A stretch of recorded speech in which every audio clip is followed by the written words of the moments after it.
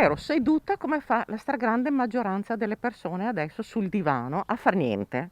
Stavo guardando il TG di Antenna 3 e la diretta di Zaia. In quel momento Zaia fa un appello e dice che cercano volontari per i centri vaccinali. Immediatamente, come il mio istinto, ho mandato una mail alla direzione della USL. Mi hanno risposto dopo un'ora e mezza.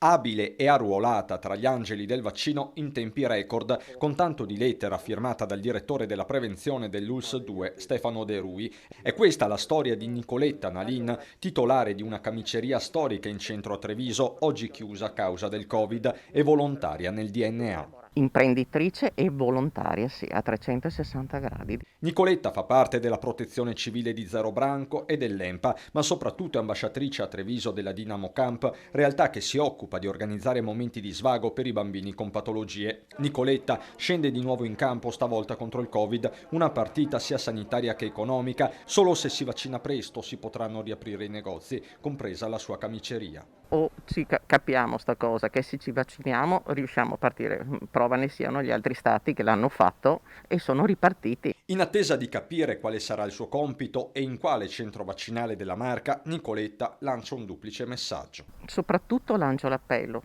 iscrivetevi, date una mano, fate un qualcosa e soprattutto vaccinatevi, per favore.